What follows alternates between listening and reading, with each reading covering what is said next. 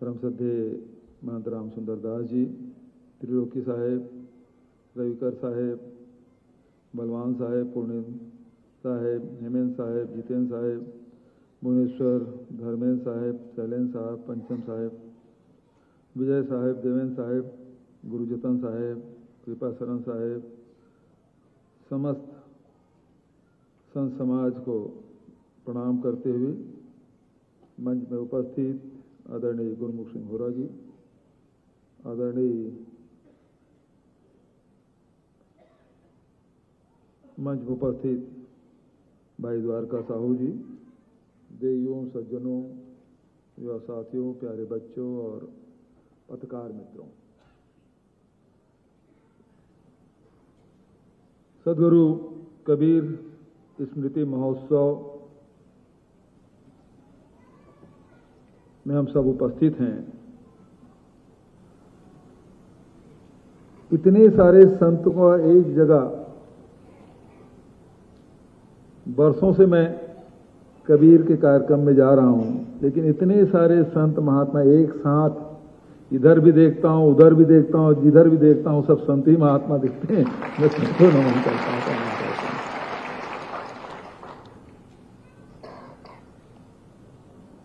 ऐसा कोई व्यक्ति नहीं है जो सुख न चाहता। ऐसा कोई है दुनिया में? न पहले कभी था, न आगे कभी होगा। हर व्यक्ति सुख चाहता है, हर जीव सुख चाहता है। लेकिन यदि जीवों की बात करें, चिड़ियों की बात करें, जानवर की बात करें, तो उनका सुख भोजन तक के है। उसको भरपेट खाना मिल जाए और विश्राम करने को मिल जाए, उनका सुख उतना ही है। लेकिन मनुष्य के पास बुद्धि है, विवेक है, उसके पास मन है, तो सुख जो है वो देखता है, यदि मैं रसगुल्ला खा रहा हूं तो जब तक के मुंह में है तब तक के सुख मिल रहा है, लेकिन जैसे कंठ से नीचे उतरा कि सुख खत्म। तो मतलब साहब ठीक बोला हूं? अच्छा भोजन किए तो थोड़े देर के सुख, लेकिन मनुष्य केवल शरीर के सुख तक के सीमित नहीं है उसका सुख का दायरा, तो सुख और कहीं खोजता है। बच्चे हैं, बच्चे क्या किसमें सुख ढूंढते हैं कि मैं 12वीं पास कर जाऊं, कॉलेज में चले जाऊं तो मुझे बहुत आनंद मिलेगा। सही बात है।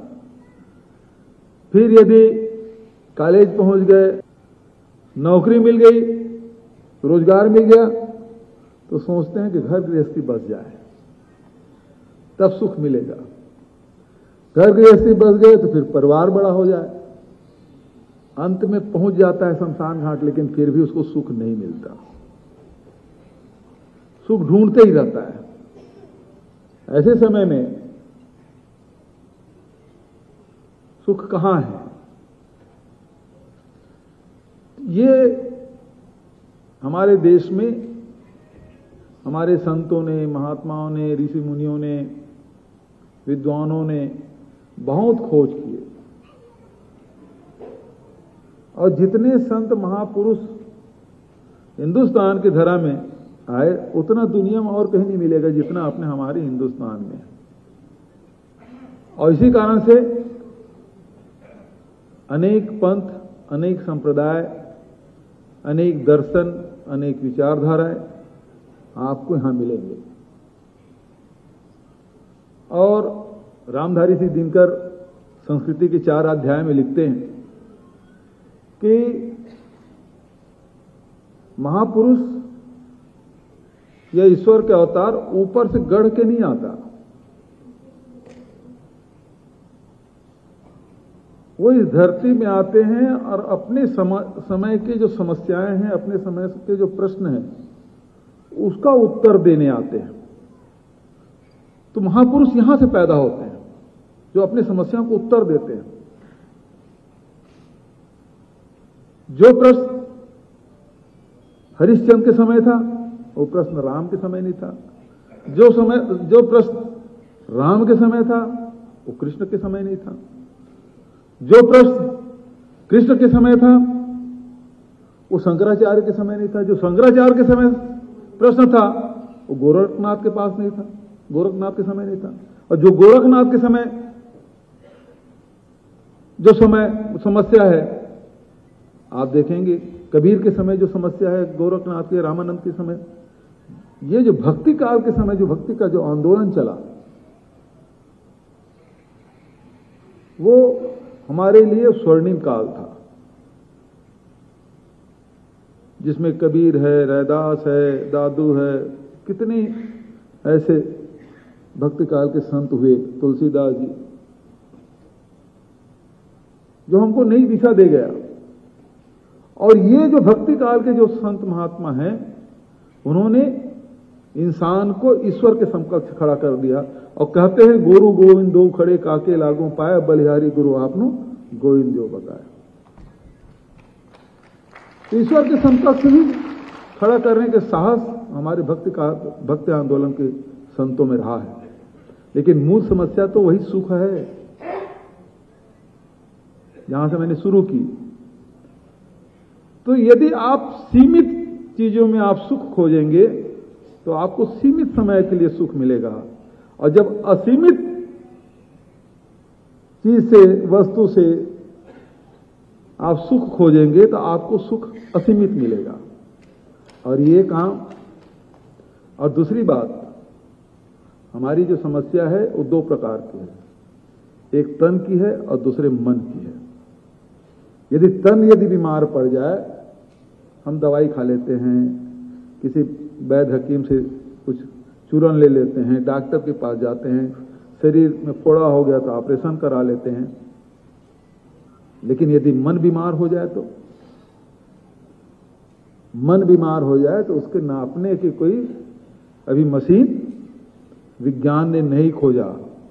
तो उसके मन के यदि समस्या है, मन की बीमारी है, उसको यदि दूर करना हो तो ये गुरुजनों के पास जाना होता है, सदगुरु के पास जाना होता है, और वहां फिर आपको उन सवालों के, उन प्रश्नों के, उस समस्या का समाधान मिलता है।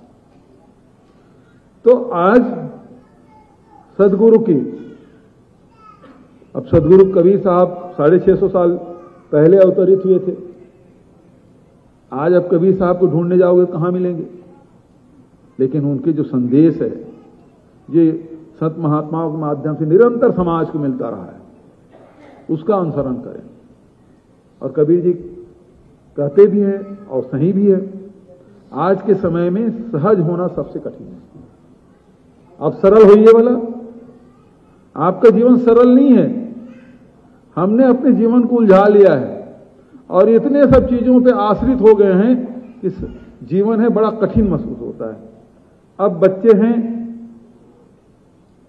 तो बिना टूथब्रश के आज काम नहीं होता है। यदि पेस्ट खत्म हो गया तो फिर सुबह शुरुआत गड़बड़ा गया, सुबह चाय नहीं मिली, गड़बड़ा गया। बिजली चली जाए, उसके बिना जीवन कल्पना कर सकते हैं हम लोग।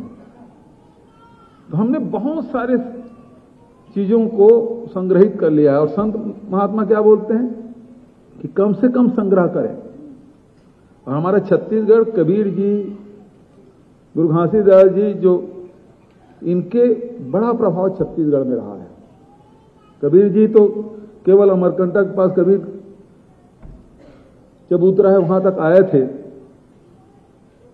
लेकिन कबीर की जो वाणी है वो छत्तीसगढ़ के कण कण में व्याप्त है। और इस कारण सबसे ज्यादा कबीरपंथी हमारे छत्तीसगढ़ में मिलेंगे,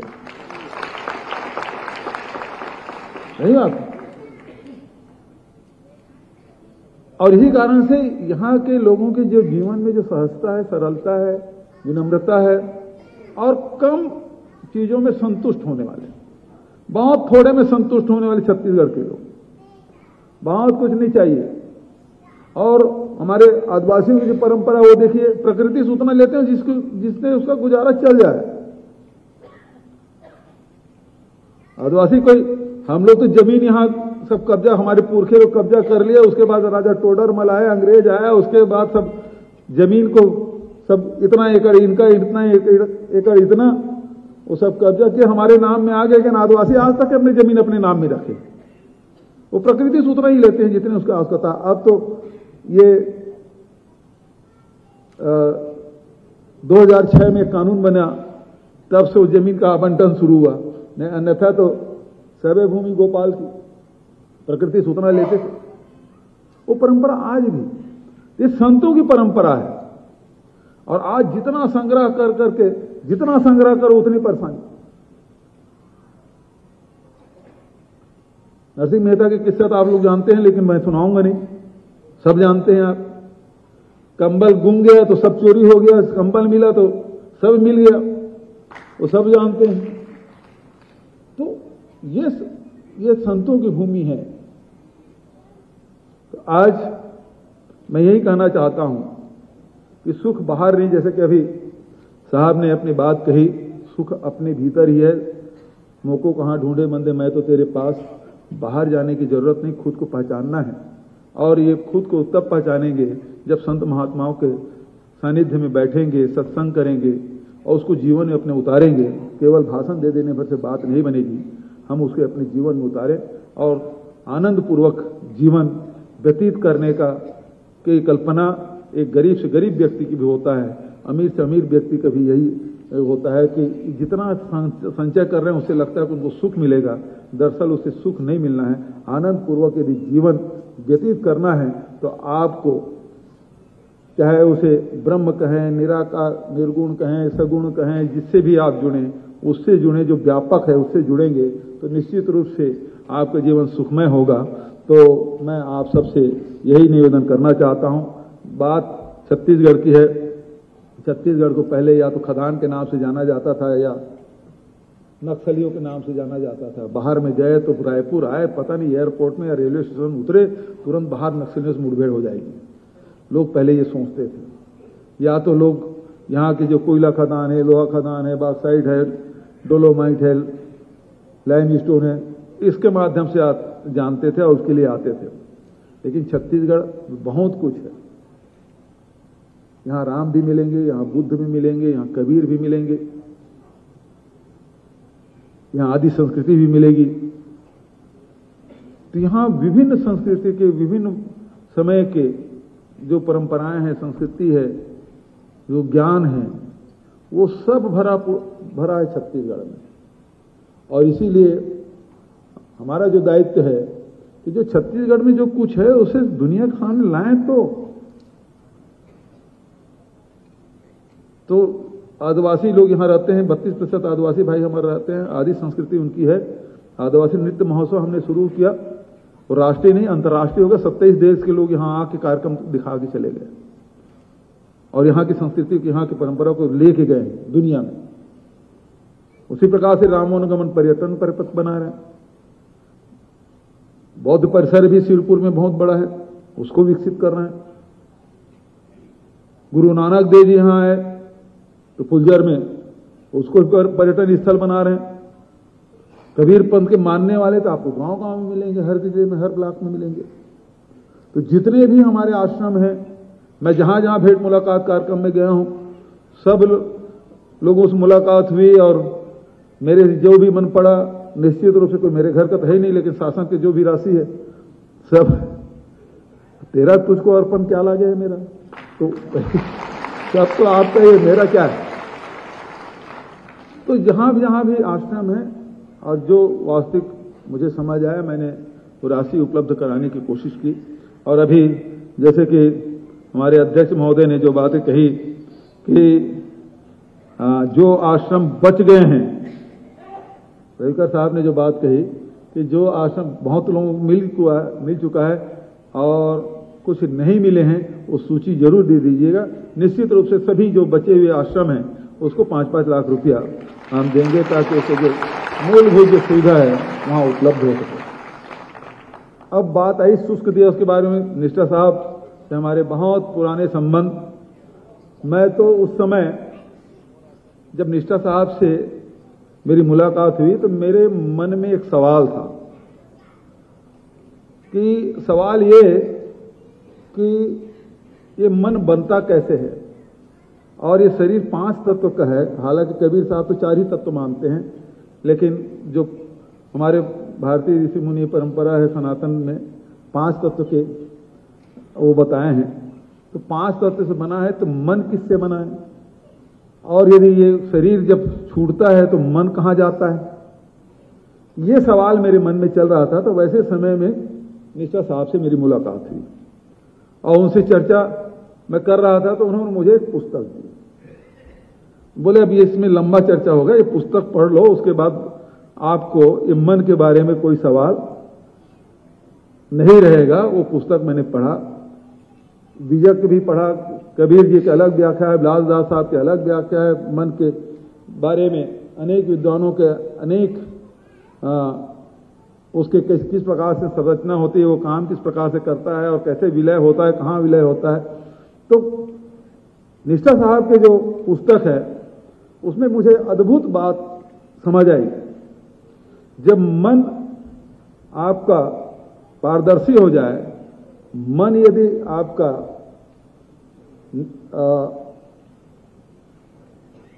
जिसमें किसी प्रकार के कोई बुराई न हो, निश्चल हो जाए और स्थिर हो जाए, तो मन ही वो आत्मा बन जाती है।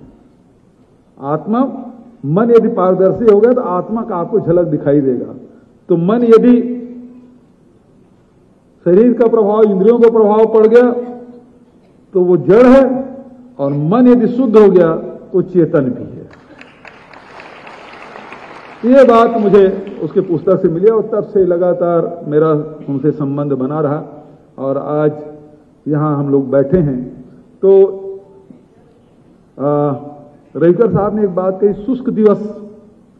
तो शुष्क दिवस तो साहब सरकार दुकान बंद कर देती है और आप लोग खुश हो जाते हैं कि शुष्क दिवस हो गया। और अपने भक्तों को बोलिए ना शुष्क दिवस वो मनाए, उस दिन ना पिए, पीने वाले को भी कहिए कि उस दिन न पिए, तब तो शुष्क दिवस का मतलब शुष्क हुआ। सरकारी दुकान बंद होने से शुष्क दिवस नहीं होता। उस दिन सारे लोग न पिए तब तो शुष्क दिवस होगा। तो शुष्क दिवस सरकार के कोई से पैसा न आए, वही शुष्क दिवस नहीं होना चाहिए। शुष्क दिवस में आम जनता उस दिन शराब का या किसी प्रकार का नशा का सेवन न करे। तो जो नशा के बारे में आदरणीय निष्ठा साहब ने जो बात कही है, मैं उन सबको दोहराना नहीं चाहता, लेकिन नशा मुक्त समाज हमारा हो, समाज उत्तरोत्तर प्रगति करे, और जो शासन का जो काम है वो जितने भी हमारे चाहे पंथ हो, संप्रदाय हो, विभिन्न विचारों को मानने वाले हों, सबको आगे बढ़ाने का काम करे, सबके साथ। मैं तो कभी साकार मानने वाला हो जाता हूँ, कभी निराकार मानने वाला होता हूँ। हालांकि ब्रह्म साकार भी है और निराकार भी है। तो साकार से निराकार की जो यात्रा है वो छत्तीसगढ़ में हमें देखने को मिलती है। मैं इस और ज़्यादा और ना समय लेते हुए आप सबको प्रणाम करते हुए जो बातें रविकर साहब ने जो ज्ञापन दिया उसका मैं परीक्षण करा लेता हूं, और जो कुछ भी संभव हो सकेगा, अब चूंकि अब समय भी अब 3 ही महीने का बचा है, तो इतने में जितना काम करते बनेगा निश्चित रूप से करेंगे। इन्हीं शब्दों के साथ आप सबको प्रणाम करते हुए अपनी वाणी को विराम देता हूं। साहेब बंदगी। धन्यवाद।